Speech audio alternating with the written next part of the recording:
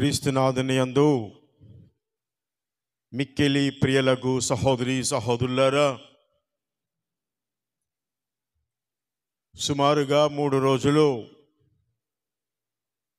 మీరందరూ కలిసికట్టుగా విశ్వాస వికాస సభలు ఏర్పరచుకున్నారు. పరిసర ప్రాంతాల నుంచి విశ్వాసులందరూ కూడా ఒక్కుమ్మడిగా చేరి దైవనామస్మరణలో గడిపారు. ప్రార్థన అంటే ఏంటో నేర్చుకున్నారు. దైవవాక్యాన్ని అర్థం చేసుకున్నారు, ధ్యానించుకున్నారు. మరి ఆ విధంగా పవిత్రాత్మ గీతాలు పాడుతూ ఆత్మవరాలు పొందడంలో కూడా ప్రార్థనలు చేసుకున్నారు.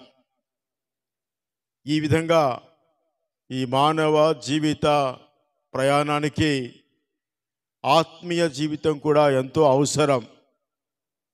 కేవలం సాంఘికం భౌతికం మాత్రమే కాదు, ఆత్మీయ ఆధ్యాత్మిక జీవితాలు కూడా స్థిరపడితేనే తప్ప, మన విశ్వాసంలో మనం బలపడితేనే తప్ప ఈ మానవ జీవిత ప్రయాణంలో ఎన్నో ఒడిదుడుకులు, అడ్డంకులు, సమస్యలు వస్తూనే ఉంటాయి. వాటిని మనం ఎదుర్కొని స్థిరంగా బలంగా ఈ జీవిత ప్రయాణం సాగించాలి అంటే తప్పనిసరిగా మన ప్రభుని ఎడల మనకున్నటువంటి ఆ విశ్వాసాన్ని ఎప్పటికప్పుడు పదిలపరుచుకుంటూ పటిష్టం చేసుకుంటూ మన జీవితాలు ప్రభుని యందు స్థిరంగా బలంగా సాగించుకోవాలి. Praise the Lord, praise the Lord, హల్లెలూయా, హల్లెలూయా. అందుచేత ఇటువంటి విశ్వాస వికాస సభలు ఏర్పరిచినటువంటి పునీత అన్నమ్మ గారి సత్యోపదేశ సభ చెందినటువంటి సిస్టర్స్ అందరూ, ప్రొవిన్షియల్ సుపీరియర్ మరియు మదర్ జనరల్ సిస్టర్స్ అందరికీ కూడా నా హృదయపూర్వక కృతజ్ఞతలు చెల్లిస్తూ ఉన్నాను. అందులో గాను అందరూ గట్టిగా చప్పట్లు కొట్టండి. ఇది భగవంతుడు ఇచ్చినటువంటి గొప్ప ఆలోచన, అవకాశం. ఈ అవకాశాన్ని ఇంతమంది గుమిగూడి సదావకాశంగా తీసుకొని నేర్చుకొని జీవితాలు ప్రభువుకు సమర్పించుకొని ఆధ్యాత్మికంగా ఎదుగుతూ ఉన్నారని చెప్పడంలో అతిశయోక్తి లేదు. ప్రియులారా, విశ్వాసులారా, ఈరోజు ముఖ్యంగా మనందరం 32వ ఆదివారంలో అడుగు పెడుతూ ఉన్నాం. అంతేకాకుండా లాటరన్ దేవాలయం, మన తల్లి దేవాలయ పండుగ జరుపుకుంటూ ఉన్నాం. ఈ దేవాలయాలు, ఆలయాలు మనుషులే అన్నట్టుగా ఈరోజు ప్రభు మనకి ప్రబోధిస్తూ ఉన్నాడు. ఏం చేతనంటే పౌల్ మహర్షి పలికినట్లుగా మీ దేహాలే దేవాలయాలు, మీ హృదయాలే పవిత్రాత్మ నివాస స్థలాలు అని చెప్పి మనకి ప్రబోధిస్తూ ఉన్నాడు విన్నటువంటి 2వ పట్టణంలో.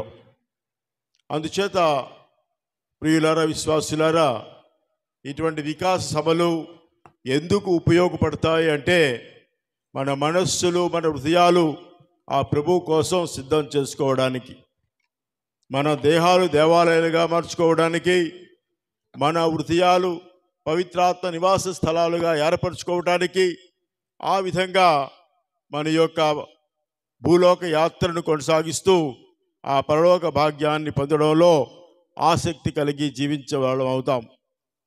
కాబట్టి మన హృదయాలు, మన మనస్సులు భగవంతునికి సమర్పించుకోవడానికి ప్రయత్నిస్తూనే ఉండాలి. ఏం చేస్తానంటే జీవాత్మ ఎప్పుడూ కూడా ఆ పరమాత్మపై ఆధారపడి ఉంటుంది. ఆ పరమాత్మే ఈ జీవాత్మను రక్షిస్తూ, కాపాడుతూ, నడిపిస్తూ ఉంటాడు. కాబట్టి అటువంటి జీవాత్మలు కలిగినటువంటి మనందరం కూడా పరమాత్ముడైనటువంటి ఆ ప్రభుని యొక్క ఆత్మతో బంధాన్ని ఏర్పరచుకొని మన జీవితాలు ప్రభుని యందు నడిపించుకోవడానికి ప్రయత్నం చేస్తూనే ఉండాలి. ప్రియులారా, విశ్వాసులారా, ఇక కొన్ని విషయాలు లోతుగా గ్రహించడానికి ముందు ఒక చిన్న ఉదాహరణ చెప్తాను. ప్రియులారా, విశ్వాసులారా, దేవుడు ఎక్కడో దాగోవాలని ఆలోచన చేస్తున్నాడు. చిన్నపిల్లలు ఆటలాడుతూ ఉంటారు. దొంగ పోలీస్ వాడెక్కడో దాగుంటాడు. వీడు పోలీసుగా చుట్టూ పరిగెట్టి ఆ దొంగని పట్టుకోవడం. అదేవిధంగా భగవంతుడు ఎక్కడో దాగోవాలనుకున్నాడంట. ఈ మనుషులకి ఎవ్వరికీ తెలియకుండా ఎక్కడో దాగోవాలి అని చెప్పి ఆలోచన చేస్తూ ఉంటే ఒక సమావేశాన్ని కూడా ఏర్పాటు చేశాడంట. ఆ సమావేశంలో అతిదూతలు, దూతలు, సన్మనస్కులు, పునీతులు అందరూ గుమిగూడి ఆ సమావేశంలో పాల్గొన్నారు. ఆ దేవుడికి వచ్చిన సమస్య ఏంటి చెప్తూ ఉన్నాడు వాళ్ళతో. నేను ఈ మనుషులకి ఎక్కడా కూడా కనిపించకుండా దాగోవాలనుకుంటున్నాను, ఎక్కడైతే బాగుంటుందో మీరు చెప్పండి అని అడిగాడంట. అప్పుడు కొంతమంది అన్నారంట, మీరు ఆకాశంపై ఉన్నటువంటి ఆ స్పేస్ వరల్డ్ అక్కడ చేరితే మనుషులు గాల్లో తేలినట్టు ఉంటుందంట.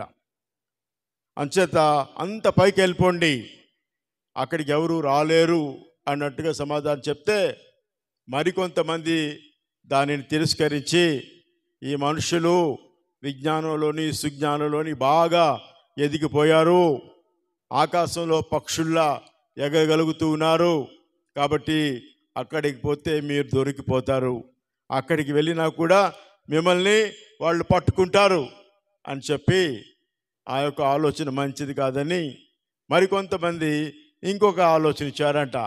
అయితే ఈ భూగర్భంలో సముద్ర జలాల్లోకి వెళ్ళిపోండి, ఎన్నో వేల లోతైనటువంటి ఈ సముద్ర గర్భంలో జలాల్లోకి మీరు వెళ్ళిపోతే అక్కడికి రాలేరు అన్నట్టుగా కొంతమంది సలహా ఇస్తే దానిని కూడా తిరస్కరిస్తూ వేరే వాళ్ళు ఏమన్నారంటే, మనుషులు బాగా ఎదిగిపోయారు, ఆధునికంగా మరి ఎన్నెన్నో రంగాల్లో విజ్ఞానంలో లేకపోతే సుజ్ఞానంలో ఎదుగుతూ ఉన్నారు, ఈ భూగర్భంలో కూడా మీరు దాగుని ఉన్నా కూడా అక్కడికి కూడా వచ్చేస్తారు. ఏం చేస్తారంటే వాళ్ళ చేపల్లా ఎదురు బాగా నేర్చుకున్నారు, బాగా ఈదే వాళ్ళని ఏమంటారంటే గజ ఈతగాళ్ళు అంటాం. ఉదాహరణకి ఎవరైనా ఈత రానోళ్ళు చిన్న చిన్న నదుల్లో సముద్రాల్లో కొట్టుకుపోతూ ఉంటే గజ ఈతగాళ్ళని తీసుకొస్తారు. ఎందుకు? ఆ తప్పిపోయిన వాళ్ళని పట్టుకొని రక్షించడానికి. అయితే ఈ విధంగా ప్రియులారా, విశ్వాసులారా, వాళ్ళకి తోచినటువంటి సలహాలు ఇస్తూ ఉన్నారు. విన్నటువంటి వాళ్ళు, దేవుడా అక్కడ దాగుంటే వాళ్ళు పట్టుకుంటారు, ఇక్కడ దాగుంటే పట్టుకుంటారు, ఈ మనుషులు ఎక్కడికన్నా వచ్చేస్తారు, మీరు జాగ్రత్తగా ఉండండి అని ఆలోచన చేస్తున్న సమయంలో కొంతమంది లేచి అన్నారంట, మాకు ఒక మంచి ఆలోచన వచ్చిందండి. ఏంటి ఆలోచన? నన్ను ఎక్కడ దాగోమంటారు చెప్పండి మరి అంటే, మనుషుల యొక్క హృదయాలలో మనస్సుల్లో ఆ గుండె అనేటువంటి గుడిలో దాగోండి. ఏం చేతనంటే ప్రస్తుత కాలంలో మనుషులు చాలా బిజీ అయిపోతున్నారు, సమయం లేదు కూర్చొని ఆ దేవుణ్ణి ఆలోచించడం కానీ, ప్రార్థన చేసుకోవటానికి కానీ, ఆత్మీయ బంధంలో ఎదగటానికి కానీ, ఆత్మీయ అనుభూతిని పొందటానికి కానీ ఎవరికి సమయాలు లేవు. కాలం చాలా సాగుతూ ఉంది. అయితే వీళ్ళు ఈ సంఘ జీవితంలో, కుటుంబ జీవితంలో, భౌతిక జీవితంలో చాలా బిజీగా ఉన్నారు. కూర్చొని మీ గురించి ఆలోచించేటువంటి సమయం ఉండదు.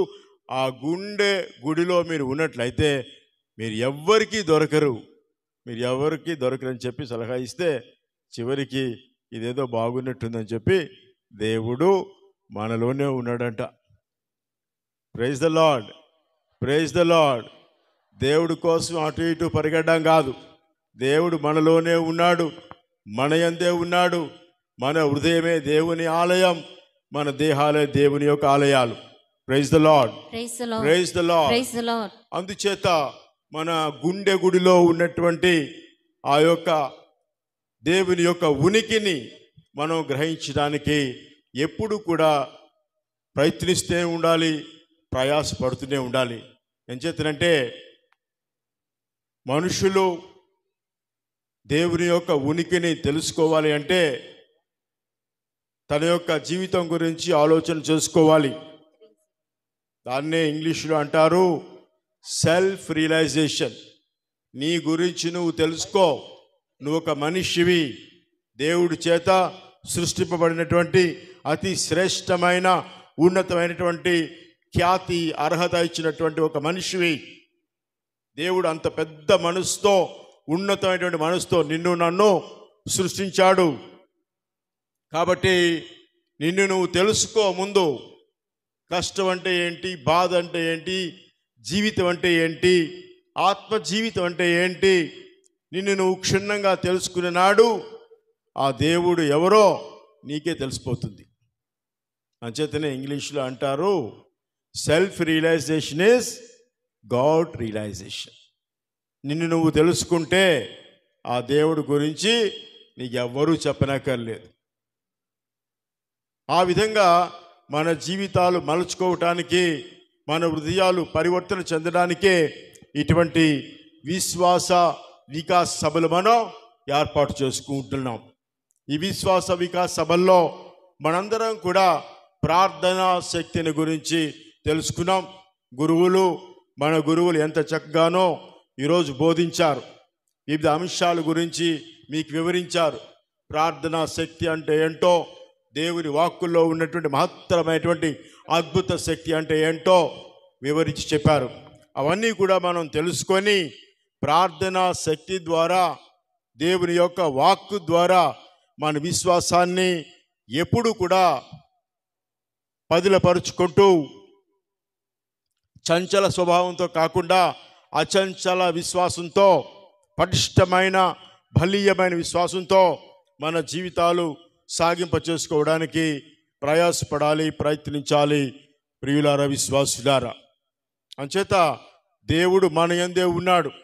ప్రభు చెప్పినట్లుగా సువార్తలో ఎవరైతే నా పేరిట ఇద్దరు కానీ అంతకంటే ఎక్కువ మంది గుమ్ముగూడి ఉంటారో వాళ్ళ సమూహంలో, సమక్షంలో నేను ఉన్నానని చెప్తూ ఉన్నాడు. Praise the Lord, praise the Lord. ఇద్దరు ముగ్గురు గుమ్ముగూడితేనే ప్రభు ఉంటున్నాడు. మరి ఇంటి 100 మంది ఇక్కడ ఉన్నారు. మరి మన మధ్యలో ప్రభు ఉన్నాడు కదా. ఆ ఉనికిని మనం గ్రహించాలి. ఆత్మీయత, ఆధ్యాత్మికత మనం అనుభవించాలి, అనుభవపూర్వకంగా తెలుసుకోవాలి. ఆ విధంగా ప్రభు మనల్ని ప్రోత్సహిస్తూ ఉన్నాడు, బలపరుస్తున్నాడు. ఆ ప్రభుని ఎడల మన విశ్వాసాన్ని చాటుకొని, విశ్వాసాన్ని నిలుపుకొని బలీయంగా మనం బ్రతికినట్లయితే ఎట్లా ఉంటుందో ఎజెకియేలు గ్రంథంలో మనం విన్నాం. సెలయేటు పక్కన ఉన్నటువంటి ఆ చెట్లు, ఆ మొక్కలు ఎప్పుడు కూడా ఎండిపోతాయా? ఎండిపోవు. సెలయేరు ఎప్పుడు పాడుతూ ఉన్నటువంటి ఆ సెలయేరు, ఆ ప్రక్కన ఉన్నటువంటి ఆ మొక్కలు, చెట్లు కూడా ఎప్పుడు పచ్చగా ఉంటాయి. ఎందుచేతను అంటే నీరు పుష్కలంగా ఉంది, ఎండిపోయే అవకాశం లేదు. ఏ కాలం ఏది ఏమైనా కూడా ఆ మొక్కలు, ఆ చెట్లు పచ్చగా ఉంటాయి. అదేవిధంగా ఆత్మీయంగా, ఆధ్యాత్మికంగా ఆ దేవుడితో, దేవాలయంతో మనం ఆధ్యాత్మిక బంధాన్ని పెంపొందించుకుంటే మన జీవితాలు కూడా ఎండిపోవు. మన జీవితాలు కూడా ఎప్పుడూ ఆకుపచ్చగా, ఆనందంగా ఉంటాయి అని చెప్పడంలో అతిశయోక్తి లేదు. ప్రియులారా, విశ్వాసులారా, praise the Lord, praise the Lord, praise the Lord, praise the Lord, praise the Lord, praise the lord.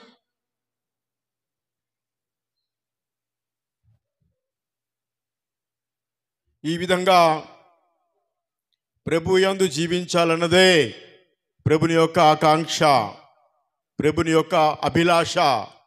కాబట్టి ఆయన భక్తులుగా, విశ్వాసులుగా, ప్రేమికులుగా ఆ ప్రభువుతో ఎప్పుడూ మన బంధాన్ని దూరం చేసుకోకుండా ఆ సత్య దేవుడితో మన జీవితాలు సాగించుకుంటూ సత్య పదంలో, మార్గంలో మనం నడుచుకోవడానికి ఎప్పుడు కూడా ప్రయాసపడుతూనే ఉండాలి, ప్రార్థనలు చేస్తూనే ఉండాలి, వాక్యాన్ని వింటూనే ఉండాలి. ఇవన్నీ కూడా మన జీవితాలకి మలపు, మార్పు, పరివర్తన కలిగిస్తాయి. ఏం చేద్దంటే మనుషులు మారటం, బుద్ధులు మార్చుకోవటం చాలా కష్టం. ఒక్కొక్కసారి సొంత శక్తి చాలదు, అనుకుంటాం మంచిగా ఉండాలని, మంచి చేయాలని, కానీ పాపంలోనే జీవిస్తూ ఉంటాం. ఇటువంటి బలహీనలం. అందుకే ప్రభు సాక్షాత్తు దైవ కుమారుడు అయినప్పటికీ కూడా మనలాగే ఈ లోకంలో బ్రతికినప్పుడు పాపం చేయకుండా మనకి మార్గాన్ని చూపించాడు. ఈ విధంగా మీరు బ్రతకండి, దేవుని యందు బ్రతకండి, ప్రభుని యందు జీవించండి అని చెప్పి ఆయన మనల్ని ప్రోత్సహిస్తూనే ఉన్నాడు.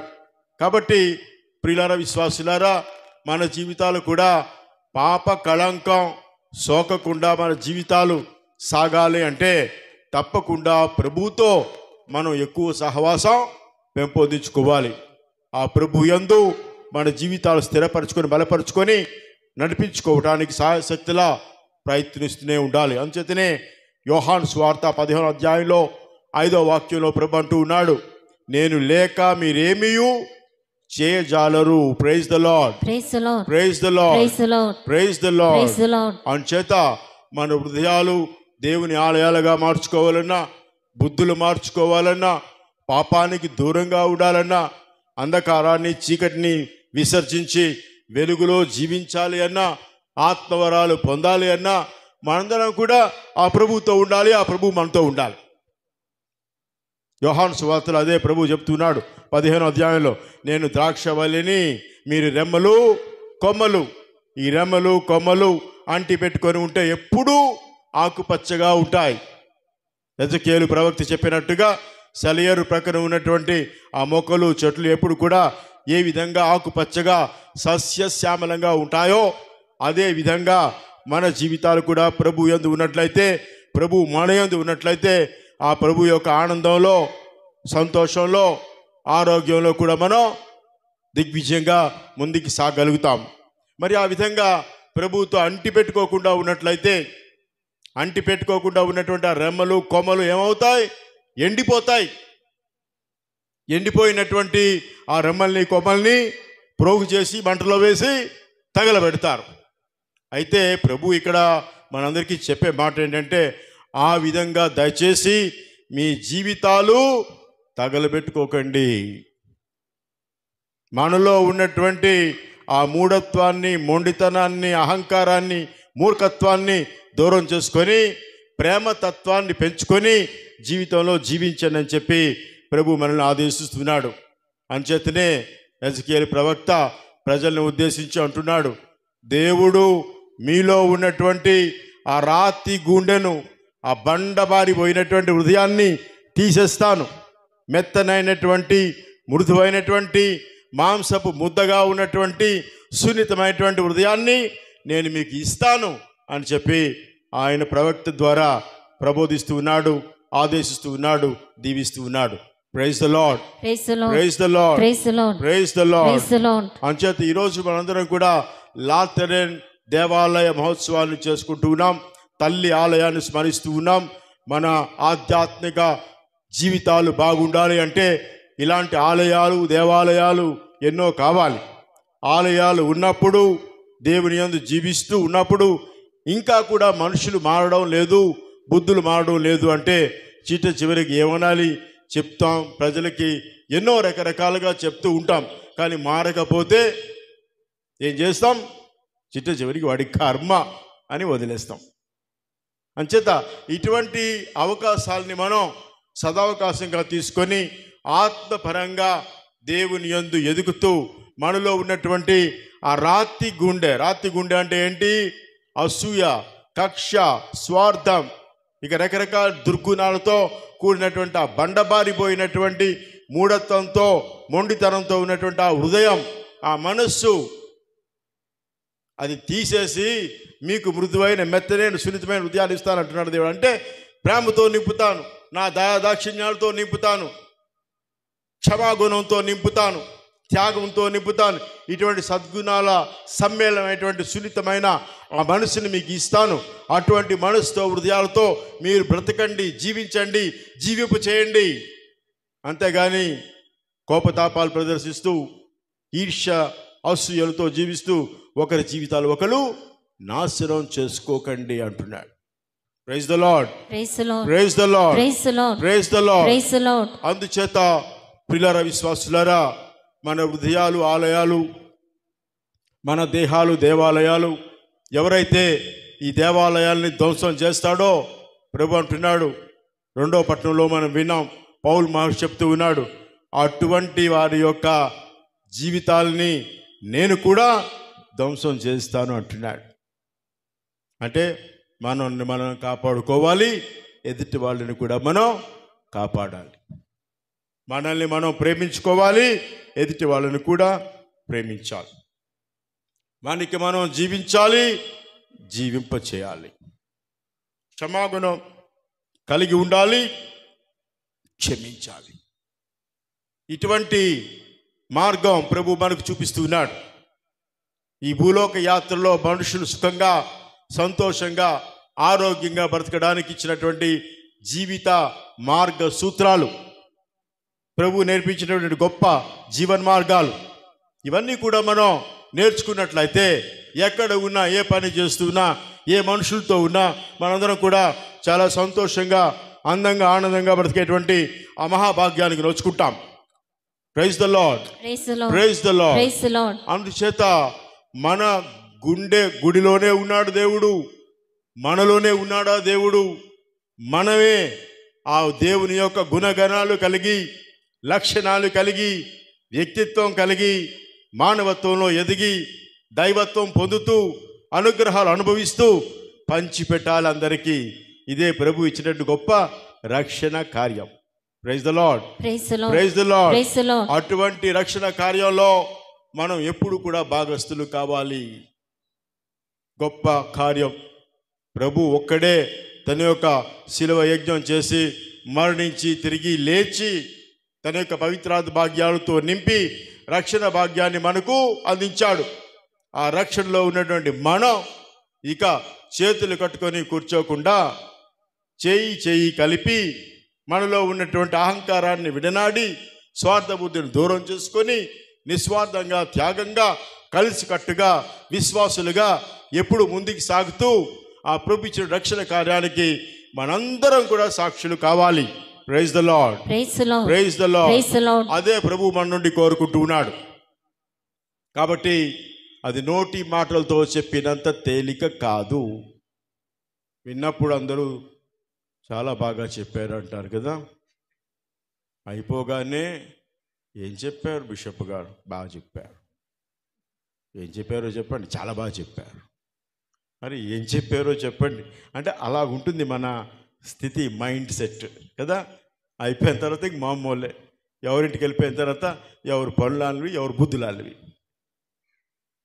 అంచేత ప్రియులారా, విశ్వాసులారా, ఇది నోటి మాటలతో చెప్పినంత తేలిక కాదు. ఎంతో ఓర్పు ఉండాలి, సహనం ఉండాలి, ప్రార్థన చేస్తూ ఉండాలి.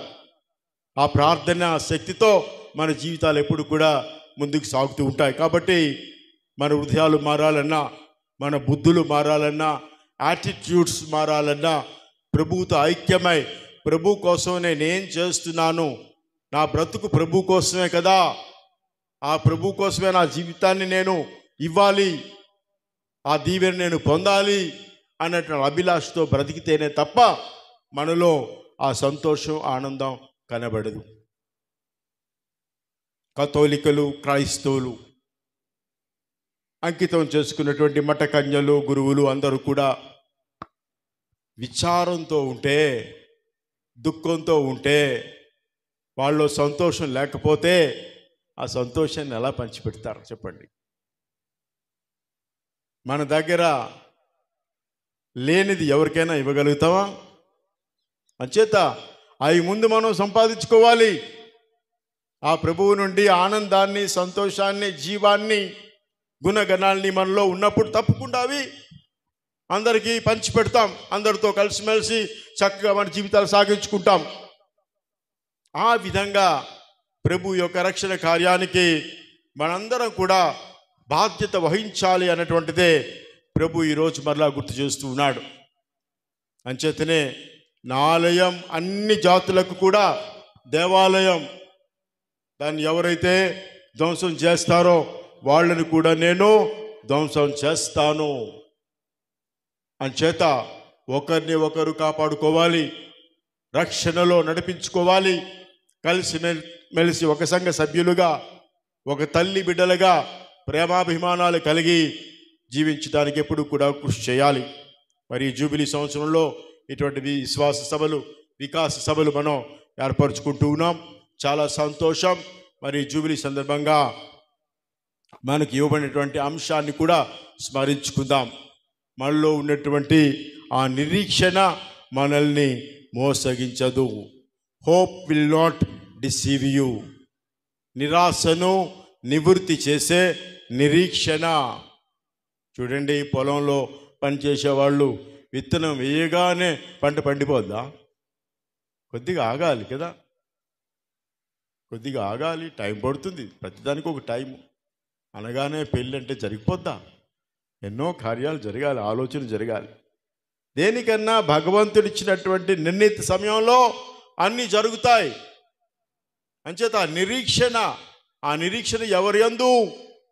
ఆ నిరీక్షణలో ఓర్పు ఉండాలా, సహనం ఉండాలా, నేర్పు ఉండాలా, ప్రార్థన చేస్తూ ఉండాలా, ప్రభువుపై మన దృష్టి ఉండాలా. Focus on Jesus. ఆ నిరీక్షణలో మనకి నిరాశ ఉండదు. టైం వచ్చినప్పుడు, ఆయన అనుగ్రహ సమయం వచ్చినప్పుడు తప్పకుండా అందరినీ దీవిస్తాడు. అటువంటి నిరీక్షణతో మన జీవితాలు సాగించుకోవాలని పౌల్ మహర్షి కూడా మనకు తెలియపరుస్తున్నాడు. జూబిలీ బాగా పండుగలు చేసుకున్నాం.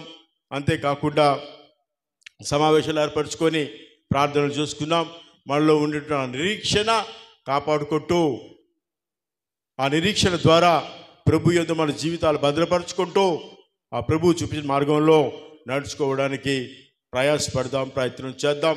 మరి ప్రియులారా, విశ్వాసులారా, కుటుంబాలు ప్రార్థనలో స్థిరపడాలి. కుటుంబాలు గృహశ్రీ సభగా మనం గుర్తించి, ఈ కుటుంబాలు ఎప్పుడైతే బాగుంటాయో విచారణలో ఉండేటువంటి ఆ యొక్క విచారణ ప్యారిష్లు బాగుంటాయి. ఆ విధంగా విశ్వశ్రీ సభ బాగుంటుంది, మేత్రాసనం బాగుంటుంది. గృహాల్లోనే, ఇంట్లోనే ఆ భార్య, పిల్లలు, తల్లి, తండ్రి, పిల్లలు, వీళ్ళలో విశ్వాసం, భక్తి, ప్రార్థన లేకపోతే చిట్ట చివరికి వచ్చేసరికి ఆ మేత్రాసన స్థాయి ఏ విధంగా ఉంటుందో ఆలోచన చేయండి. విశ్వశ్రీ సభ ఇక ఏ విధంగా ఉంటుందో ఆలోచన చేయండి. కాబట్టి ప్రతి అభివృద్ధికి, విశ్వాస వికాసానికి, జీవిత మనుగడకి, ఆత్మీయ ఆధ్యాత్మిక అభివృద్ధికి గృహశ్రీ సభే పునాది.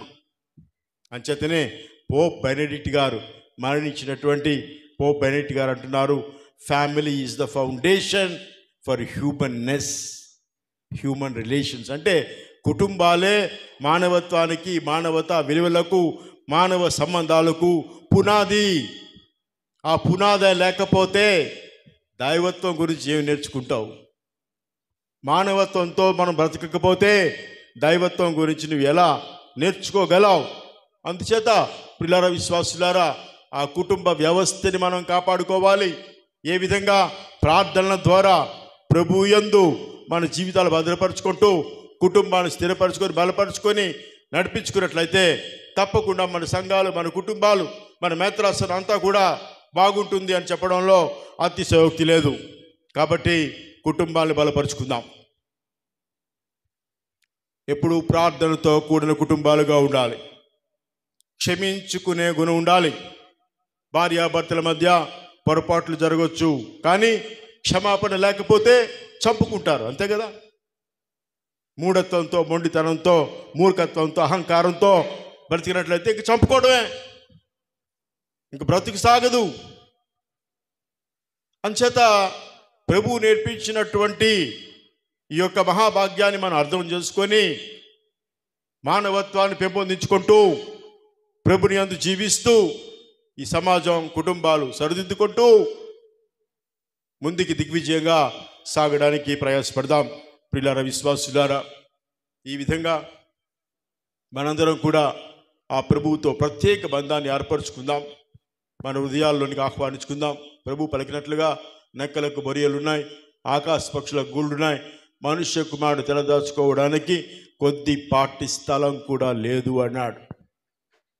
Praise the Lord, praise the Lord, praise the Lord, praise the Lord. మరి అటువంటి ప్రభువుని నేను ప్రభువా నా హృదయాన్ని సిద్ధపరిచాను, నా మనస్సుని సిద్ధపరిచాను, నా హృదయంలో జన్మించు, నా మనసులో ఉద్భవించు అని చెప్పి ప్రార్థన చేసుకుంటే తప్పకుండా వస్తాడు, తప్పకుండా పుడతాడు.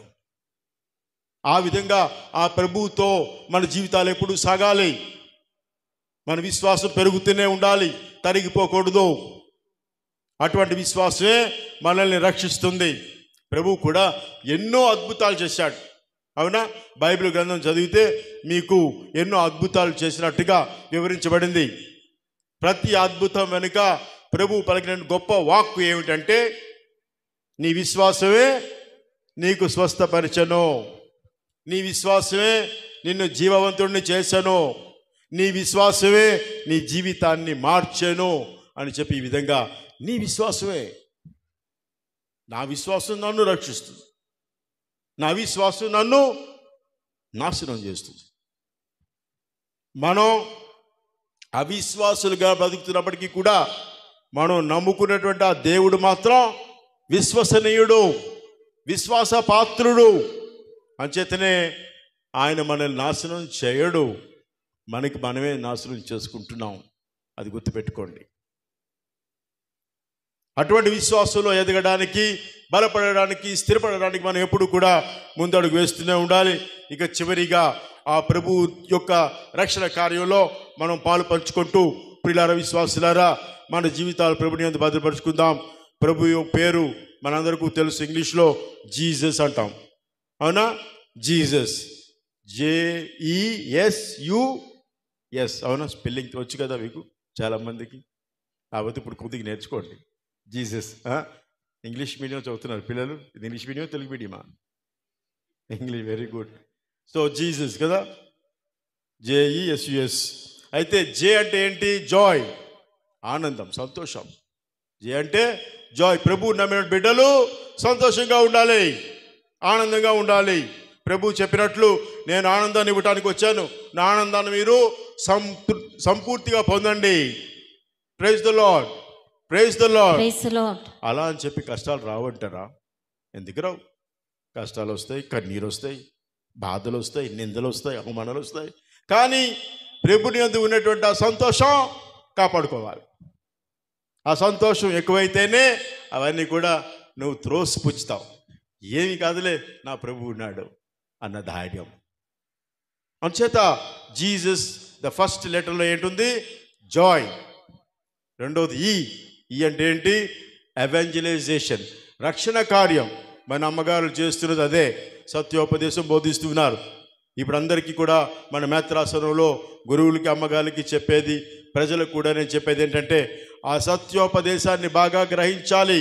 అదే మన ఫౌండేషన్. ఆ ఫౌండేషన్తోనే మన జీవితాలు నిర్మించుకోవాలి. ఎవడైనా పునాదులు లేకుండా ఇల్లు కడతాడా? కడతారా? కట్టారు. అయితే మన పునాది సత్యోపదేశం, ఎవెంజలైజేషన్, వేద వ్యాపకం చేస్తూనే ఉండాలి. మనం నేర్చుకున్నటువంటి ఆ జపాలు, సిద్ధాంతాలు, ప్రభుని వాక్యాలు పంచిపెడుతూనే ఉండాలి. ఎస్ అంటే ఇంకా శాంక్టిటీ, పవిత్రత. ప్రభు ఇచ్చినటువంటి ఆ పవిత్రత, సంపూర్ణత, పరిపూర్ణతలో మనం ఎప్పుడు ముందుకు సాగుతూనే ఉండాలి. Praise the Lord, praise the Lord, praise the Lord. అంచేత ప్రభువులో ఉన్నటువంటి ఆ పరిపూర్ణత, సంపూర్ణత, పవిత్రత, అందులో మనం కూడా భాగస్తులు కావాలి. యు అంటే యూనిటీ. ఇప్పుడు ఎక్కడ చూసినా గ్రూపులు, ఎక్కడ చూసినా ఏదేదో డివిజన్స్, రాజకీయ పరంగా, మతపరంగా, కులపరంగా, రకరకాలుగా మనుషులు ఏదేదో లేనిపోనివన్నీ చెప్పుకుంటూ మాట్లాడుతూ ఎదుటి వాళ్ళ జీవితాన్ని నాశనం చేస్తున్నారు. యూనిటీ లేదు, డిస్యూనిటీ. అంటే జీసస్తో బ్రతికే మనకి ఏముండాలి? ఐక్యత, యూనిటీ ఉండాలి. జీసస్తో బ్రతికే మనకి ఏముండాలి? సంతోషం ఉండాలి. జీసస్తో బ్రతికే మనకి ఏముండాలి? సువార్త చాటి చెప్పాలని ఉత్సాహం ఉండాలి. మరి ఇంకొక ఎస్ ఉంది చివరిగా, JESUS కదా. Joy, evangelization, sanctity, unity and synodality. ప్రభు కోరేది ఇప్పుడు ప్రస్తుతం పోప్ ఫ్రాన్సిస్ గారు ఇచ్చినటువంటి ఒక అంశం సినడాలిటీ. మనందరం కలిసికట్టుగా ముందుకు సాగాలి. మన మధ్య ఎటువంటి డిస్టెన్స్ ఉండకూడదు, వ్యత్యాసం దూరం ఉండకూడదు. మనందరం ప్రభుని నమ్ముతున్న బిడ్డలాం. అందరూ కలిసికట్టుగా ప్రభు కోసం ఏం చేస్తే బాగుంటుంది అని ఆలోచన చేస్తూ, ప్రణాళికలు వేస్తూ, రక్షణ కార్యంలో దిగ్విజయంగా ముందుకు సాగుతూ మన ఐక్యతను చాటి చెప్పాలి. ఆ విధంగా ప్రభువుతో ముందుకు సాగాలని మరోసారి గుర్తు చేస్తూ ఉన్నాను. పిల్లల విశ్వాసులారా, మీ అందరినీ చూసి చాలా సంతోషంగా ఉంది. చాలామంది వచ్చారు. ఇక్కడే 2.5-3 రోజులుగా ఉంటూ ఈ వాతావరణాన్ని మీరు అవకాశంగా తీసుకొని మా ప్రభు కోసం ప్రార్థన చేస్తూ, మేత్రాసనం కోసం, మరి వచ్చినట్టు అందరి కోసం కూడా ప్రార్థన చేస్తూనే ఉన్నారు. ఈ విధంగా ఈ పూజలో కూడా మీ అందరి కోసం ప్రార్థన చేస్తాను. తప్పకుండా దేవుడు మనందరినీ ఆస్వాదించి దీవించి నడిపించాలని నేను మరోసారి భగవంతునికి ప్రభు మొరపెడుతున్నాను. మరి ముఖ్యంగా సత్యోపదేశ అన్నమ్మ సభలో ఉన్నటువంటి మన ప్రొవిన్షియల్స్, మదర్ జనరల్, మరి సిస్టర్స్ అందరి కోసం కూడా ఈ పూజాబులు సమర్పిస్తూ మనలో ఉన్నటువంటి ఆ సంతోషం, ఆనందం ఎప్పుడూ కూడా దూరం చేసుకోకుండా ప్రభువుతో ఆత్మపరంగా ముందుకు సాగుతూ పంచిపెట్టడంలో కావలసిన దీవెనలు దయచేయమని ఆ ప్రభు మొరపెట్టుకుందాం. Praise the Lord, praise the Lord, praise the Lord, హల్లెలూయా, హల్లెలూయా, హల్లెలూయా, హల్లెలూయా, ఆమేన్, ఆమేన్.